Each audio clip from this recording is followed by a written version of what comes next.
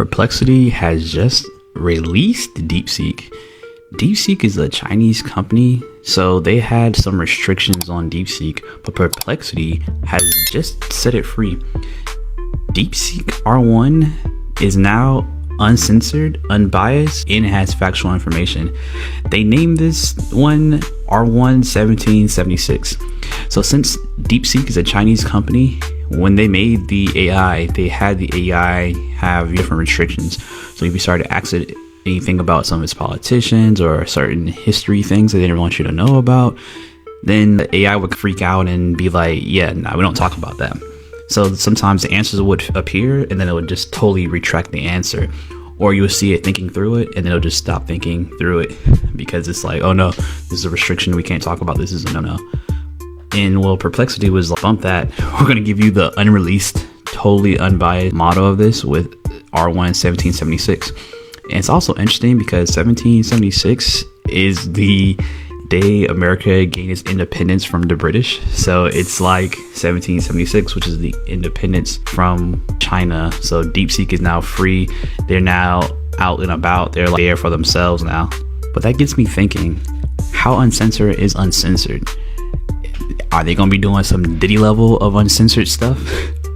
And how unbiased is unbiased? Because maybe unbiased from the Chinese standpoint, but is it unbiased from the whole entire American standpoint? Is it completely just in the middle ground? Or does it have some bias still from China? Does it now have some bias from America? Who knows? And I guess the only way it is to do this would be to test it out. And I wouldn't mind testing it out because Deepseek can be ran on surprisingly less GPUs than you would think. I've seen people run it on like a stack of Apple GPUs or computers. They stack one after another and they was able to run it.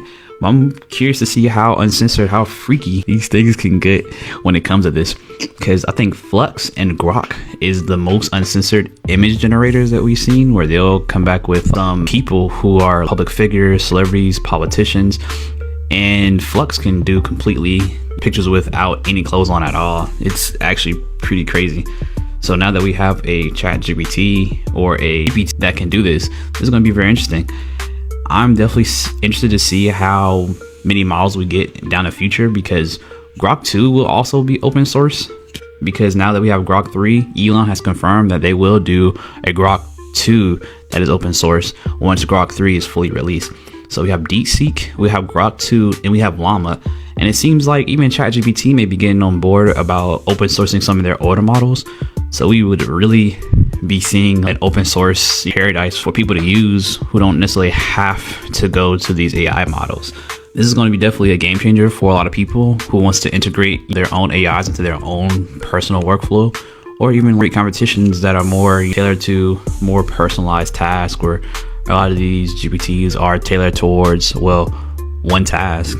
These GPTs can be tailored towards just maybe medicine, maybe finance, instead of having a broad spectrum of AIs, which would be pretty interesting, which may go against some of the ideas that they may have, because we see with ChatGPT that ChatGPT does want to have enterprise. I think they have a Gov GPT, they have like enterprise level GPT, where you can chain ChatGPT on its not on your own knowledge from your computer, from your firm, from your organization, from your business, and let it respond and help you out for your own personal needs. But why not just use an older model to do the same thing? That may become more cost effective than trying to have ChatGPT do it. But we'll see, because the newer models seem to be more efficient, smarter.